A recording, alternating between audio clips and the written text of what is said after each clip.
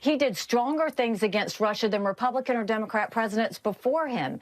I mean, this was something that Putin knew not to mess with the United States. Why are we even ho-humming around the fact that we're still taking Russian oil? Why are we doing that? Why would we take money from evil dictators? You never sleep with the devil, because then the devil owns you. Former UN ambassador under President Trump, Nikki Haley, there blasting the Biden administration for their response to the Russia-Ukraine crisis. This is new reports find the White House is considering lifting sanctions against countries like Venezuela, possibly Saudi Arabia, even Iran, to increase the amount of accessible oil. It comes as gas prices surge to record highs, now more than $4 a gallon. Joining us now to discuss, senior fellow at the American Conservative Union, Mercedes Schlapp. Mercedes, welcome. You know, we are seeing some high gas prices here at home. Is there something President Biden can do right now to ease this financial pain? Well, I got to tell you, there's so much President Biden needs to do to make us energy independent once again. This would include renewing oil and natural gas leases on federal lands. It would mean cutting down on taxes on our energy industry. You're talking about the fact that you got to cut these burdensome energy regulations. In fact, they include these climate-related financial disclosures that these energy companies need to make, which, again, is not helpful. But let me tell you, this idea that the Biden administration is entertaining the fact of going into Venezuela. They just sent a delegation to Venezuela, Saudi Arabia, Iran, into basically purchasing oil from many of these countries that are authoritarian, led by dictators. It is completely the wrong approach. It is anti-American, and it just shows that President Biden has only put the United States in a more weakened position than we've ever seen us at this point since the days of Jimmy Carter, when he had his own energy crisis. The press secretary was asked about these reports coming out about traveling to these countries. Here's what she had to say. The best thing we can do is reduce our dependence on fossil fuels and foreign oil. And you guys think that asking Saudi Arabia or Venezuela or Iran is reducing our dependence on foreign oil? I don't think anybody is advocating for Iran to continue acquiring a nuclear weapon, perhaps except for the former president. And yet this comes at a time, Mercedes, when the Biden administration is working to negotiate the Iran nuclear deal. Right. Your thoughts on her response? Well, I got to tell you, it just shows how tone deaf they are, how they pretty much are blinded by their climate change agenda, how they're so pressured by the left and these environmental groups to say, yes, you got to cut down on fossil fuel. That's the utopia, but we are living in a reality right now, an economic reality that is putting an enormous amount of pressure on American families to have to pay more money. It's like what Secretary Pete Buttigieg said yesterday when he said, yes, well, Americans, if you're struggling for gas prices, buy an electric vehicle. Well, the average price of an electric vehicle is about $56,000. That's about, a lot of American salaries. So it really becomes they really don't understand that we can't be in this defensive posture.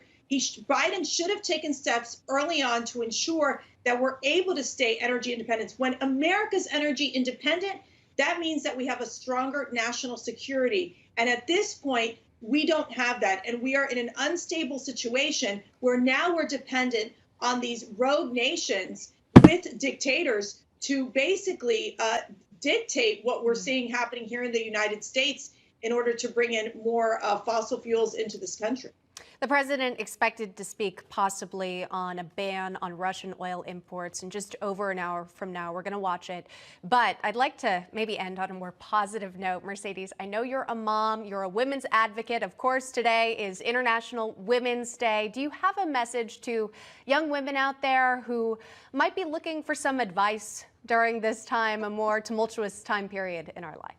Well, I think what I ground myself in is obviously in our faith. I think it's so important during these critical times that we do turn to God in these difficult moments, and to know that everyone has purpose. Everyone is given these God-given talents, and to know what you need to be doing in your life, to that of whether it's serving your family, serving your community, or serving the nation or the globe. and really speak up against injustice, speak up boldly, and never be silenced by the left. Never let them call you names, and always know that you have a voice. And that's what I talk to my daughters about, and what we believe in. And it's important to really, I think, raise strong women and strong men. You need both in order to ensure that we're able to have a more just and a more peaceful world. All right. Very well said. We'll leave it right there. Mercedes Schlapp joining us this morning. Mercedes, thank you. Thank you so much. All right, we'll take it out to Latvia now, the capital city of Riga, operating now as our Moscow bureau since the initiation of Russia's new fake information law. A lot of consequences with that and reporting. Ollie Barrett is in Riga now. Ollie, good to see you, and thanks so much for bringing the very latest here. So on and off negotiations continue right now between Ukraine and Russia. Many are asking, is Putin looking for an off-ramp? We know there's a meeting set up with the two countries on Thursday. Is Putin looking for an off-ramp?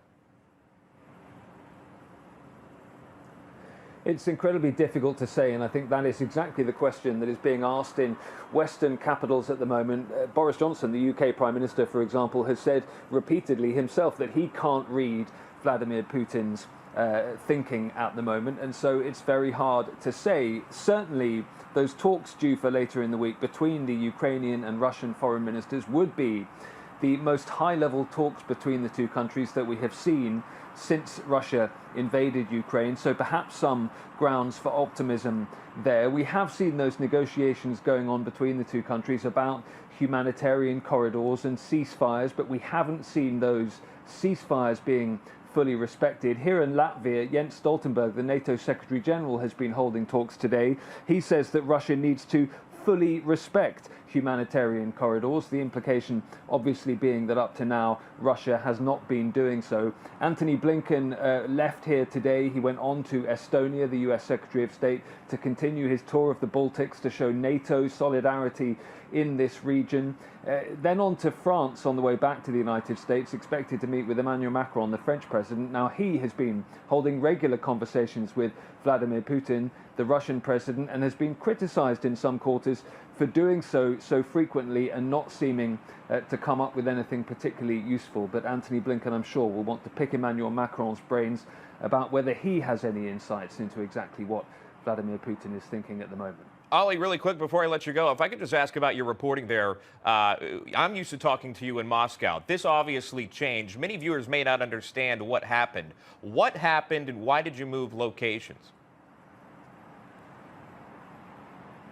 Yeah, so legislation signed by Vladimir Putin last week effectively means that journalists can only report what they get from official sources inside Russia. So when it comes to the war, you can't even call it a war. Speaking to you in the way that I am now would get me in a large amount of trouble. Journalists can be put in jail for up to 15 years if they report in the way that the Kremlin doesn't believe is accurate. So you can't continue reporting inside Russia now in an impartial and balanced way. That would get you in trouble with the authorities. And so many people, many journalists and many news organizations have decided they can't operate under those circumstances and are moving to places like Riga, here in Latvia, just on the border with Russia, where we're unencumbered by those Kremlin restrictions. It's just unbelievable. And again, making it harder and harder to get facts out of that area. I've reported attacks, confirmed attacks, and you've got to make sense of it all. And Ollie Barrett, you're still staying strong through it all. Ollie, thank you for your reporting. Appreciate that. Coming up on National, we're into Poland from Ukraine as Russia's assault continues. I'll take you live there now to Poland, the Poland-Ukraine border, rather. Wesley Dodd joining us live there with a nearby town behind you. It looks fairly empty. What have you seen so far, Wesley, as we've approached that 2 million mark of refugees coming across those Ukraine borders?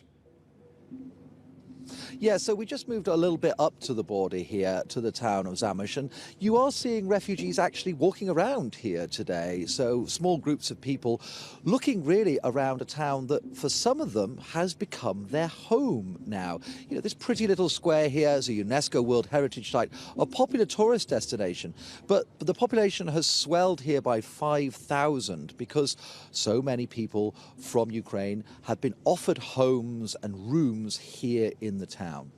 Yeah, Wesley, and that brings me to my next question. If you get to this area, even where you are or other areas, What then? Where do they go? What are they met with? Are people taking them in? It really does depend. I mean, this is again, a bit of a staging post. Some people might be staying in, for example, a synagogue or a school or a school hall here. And really, that's when they have to make their decision about where they're going to end up. Now, some of the people I'm speaking to have got very clear ideas that they want to go to a particular city in Europe or a particular town, or even, in some cases, to the US or to Canada. But others just have no idea. They don't have any connections anywhere. They don't have any family or friends they want to lean on. So people really having to soul search about where they might want to spend the rest of their lives. Because, of course, for some people, their cities have been completely leveled. There is no going back to those towns, or not for a very, very long time. And, of course, there's going to be a story long after this war is over of how those cities are going to be rebuilt. Yeah, and I think, just by the way, stand by with me if you can, Wesley. I think we have some live video here, Presmo, Poland, on your top right there, and just showing refugees here for the viewers to understand. You have what's happening as far as war goes, as you well know, and I'm taking a live look here, and it's really nice to see some smiling faces. Hopefully they're reconnecting with family, et cetera, just getting warm. Remember, it's colder temperatures as well, but just surrounded. Many of these people left their homes, as Wesley was saying, with just whatever they had, they can throw in a backpack, and they left. I mean, just imagine that. You have no home to go to, just as Wesley was saying, and now you take what you can. And there are some shelters that are taking them in here. But Wesley, again, what a humanitarian crisis this is, and that continues to grow by the day. Wesley Dodd joining us live there near one of those fleeing areas in Poland. Thank you so much. And that refugee number continuing to grow by the day as Russians continue their attack. And we've heard of more and more convoys heading toward the area of Kyiv, that capital city. And then the Pentagon giving this an update. So I don't have perfect visibility on the convoy. We're watching it with much the same imagery that you are. We believe that the main purpose of it was resupply. It is not clear to us that all of the soldiers that Russia has put into Ukraine realize that that's what they were doing, that they were actually going to invade Ukraine. We'll bring in Senior former Deputy National Security Advisor to Vice President Dick Cheney and Senior Fellow with the America First Policy Institute. That is Steve Yates. Steve, always good to see you, and kind of pick your brain if I can on this here. And we talked about that. Some of these residential buildings being attacked, schools destroyed, kindergartens, right? Civilians' lives lost, and we're still getting numbers on that. And you have that response there from the Pentagon. Your thoughts on what's happening? Well, first, it has baffled me throughout this conflict that the United States has basically been saying that we don't have better imagery or even better information than what you're seeing. I have a hard time understanding how that could possibly be the case, given all of the commercial and government assets we have. We should have better information. We should be able to tell exactly what's going on with this convoy. It appears that some of these convoys were sent into marshy, wet areas of Ukraine, and it turns out they were not well trained or well equipped enough not to get stuck in bogged down areas. That doesn't bode well for the Russian effort, but the problem for the people of Ukraine is that Russia has many more resources and it has time to grind this out, as sanctions so far don't seem to have changed the calculus of the leadership of Russia. And watching this play out too, it appears that the Ukrainian people and those fighting are more resilient than what was given to them on day one. You even see President Zelensky coming out on video. He is still at the Capitol. He's still in his office. He says, quote, "I'm not hiding." And yet he also is calling for this, a no-fly zone. I'm curious, because that would have to be enforced by NATO, as you know. I'm curious to know your thoughts on this. That request has gotten pushback, rightfully so, or no? Well, I think there are a lot of problems inherent in this conflict that need to get sorted out, I think, after this war gets resolved in some way or fashion. First, this is fundamentally about Europe's Russia relationship. This is not fundamentally about the American-Russia relationship. It has some elements of the American-Europe relationship, but this needs to be a Europe-first solution, Europeans taking care of Europeans. NATO was an alliance from a bygone era who frankly has struggled to show deterrence and ability to address with this situation. One of the biggest contradictions is the Western view that we're going to stand by every inch of NATO. We allegedly stand with the people of Ukraine, but we're not actually defending the people of Ukraine. They have to defend themselves. And I don't necessarily advocate an intervention. I'm just saying we are caught on the horns of this contradiction. That we're dealing with a North Atlantic alliance when what we really need are Europeans with the military economic wherewithal to address a humanitarian crisis and to properly deter Russia. Yeah. But they have to fundamentally change their relationship with Russia. Bringing it back home, it has affected many Americans. AAA reporting today the national average gas price, $4.17, shattering the 2008 record that was set. You go out to Beverly Hills, California, and they're hitting $7. And this is only expected to go up. Should we be drilling on our own land? What are your thoughts on this? Oh, I think we should have been using our own resources yesterday, the year before, what have you. It was a tremendous strategic error to undervalue energy independence as a strategic asset of the United States. If you think about what the Trump administration was able to do to fundamentally transform alliance and regional relationships in the Middle East, where Gulf states were making peace with Israel, forging commercial partnerships among each other, it was a dramatically different road to peace and prosperity in a region that was only made possible by American energy independence, giving us better options. Yep. Fundamentally, our and Europe's dependence on Russian oil and imported oil generally puts us in a worse strategic position. We need to be looking at nuclear and looking at our own resources. And the president is scheduled to speak at 10:45 Eastern time this morning. We'll bring it to you on National Report. It is expected that he's going to announce a ban on Russian oil. If that happens, we'll bring it to you because, again, then there are more questions with that. Steve Yates, out of time with you, but thank you so much. Good to hear from you. My pleasure. Thank you. Absolutely. And we want to hear from you at home, or maybe you're watching on your devices. You can reach out to us. You can cast your vote on this. A couple of questions for you. We want to know what you think. If the U.S. should back a no-fly zone, if you support that, how do you feel about President Biden's handling of Russia-Ukraine crisis? This is your chance to get your thoughts in there. It's easy to do. You text word input to 39747. Number's on your screen right there. Again, text that input to 39747. Thank you so much for coming on today and taking the time and also the efforts that you're making here. Tell me about your plan to help out these refugees. Well, good morning, Emma. And first off, happy congratulations on International Women's Day. Thank you. We are blessed with all of you. And, you know, I'm not sure what is happening with our humanity. You know, we're placing greed and power against life, and it's terrible. You know, one of the things that we're doing, we're located in Europe also. We're around the world, but being there is very important. Why? Because of transportation. It can cost as much as $600,000, $800,000 to ship product by air out of the United States. We're on the ground there, so transportation is a huge advantage. What you can do with $800,000, you can feed an awful lot of people. And there are 1 million children out of the 2 million immigrants that have poured out of the Ukraine. And we are there with our Goya Cares also. You know, it's about human trafficking, and this is, you know, historic.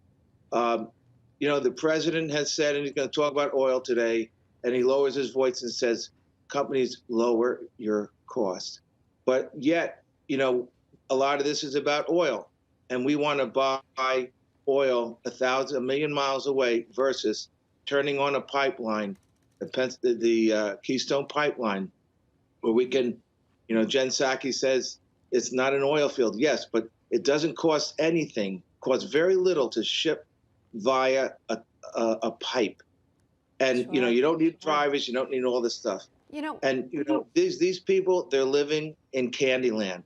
If they think that, you know, they're not based in reality, and it's all about greed and going after the oil, going after the power. yeah, you know, Ukraine and Russia also. Pardon. Sure. Sorry. No, I just wanted to say, I'm sure a lot of, you know, business owners who are tuning in are nodding along with you because they understand sort of the challenges that they've faced throughout the course of the pandemic, of course, but then more recently, too, with the increased cost of goods, the supply chain issues as well. Now we're dealing with these high gas prices. Bob, maybe we'll just end on a lighter note with your message to those business owners who might be, kind of feeling down in the dumps during this time. I think the message is to the president. This is not Candyland. This is the United States of America. We have to lower our costs, produce our own oil. I could buy beans a million miles away and ship them here and sell them, but I'd be out of business.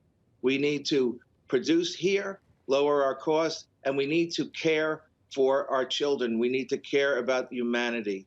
Let's bring God. Let's move closer to God and not away from God. There we go. Helping out Ukrainian children who are refugees during this incredibly difficult time. Bob Unanue, CEO of Goya Foods, thank you so much for coming on today. We appreciate it. Thank you, Emma. You're welcome. Well, coming up, fossil fuel fight. Vice President Kamala Harris promoting green transportation and electric vehicles. Our transportation. Clean transportation can bring significant cost savings for the American people as well. Last month, we announced a $5 billion investment to build out a nationwide electric vehicle charging network so that people from rural to suburban to urban communities can all benefit from the gas savings of driving an EV. Electric vehicles at this time. Transportation Secretary Pete Buttigieg there promoting electric vehicles and green energy policies as a solution to those soaring gas prices we are seeing. Yeah, critics did come out blasting both Buttigieg and also Vice President Kamala Harris, calling their speeches yesterday tone deaf.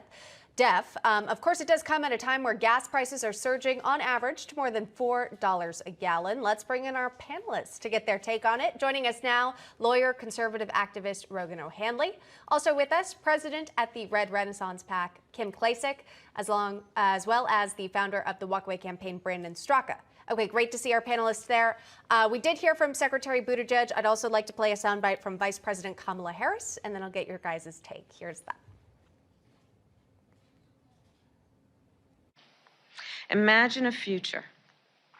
The freight trucks that deliver bread and milk to our grocery store shelves, and the buses that take children to school and parents to work. Imagine all the heavy-duty vehicles that keep our supply lines strong and allow our economy to grow. Imagine that they produced zero emissions. Well, you all imagined it. That's why we're here today. All right, Rogan, we'll start with you. Is that in the near future, this vision she's laying out there? Not even close. And it sounded like she was reading a kid's book to a kindergarten class with that awful speech. Kamala Harris comes from California. And what the Biden regime is doing right now is using the California screw the middle class model, okay? They put extra taxes and regulations on things like gas, electricity, water, and they say, look, it's so expensive. Why don't we go green and cut the cost? Because they know green technology is nowhere near economically feasible, and so they have to jack up the prices. They don't actually want gas prices to be lower. Let's make one thing clear.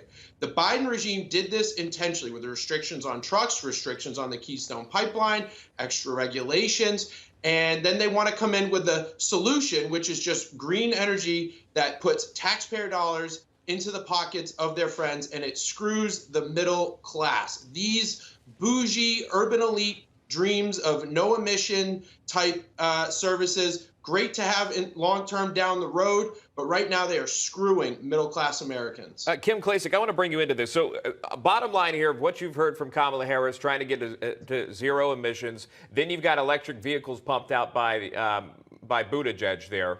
That sounds great, by the way. If you brought zero emissions, the problem is this. Here's how much an electric car costs. And I'll just give you an average. A Tesla ranges from $44,000 under about $45,000 to $130,000 before taxes. So yeah, everyone go electric, but that's how much it costs. And I don't know where you guys came from. I couldn't even afford to buy a new car.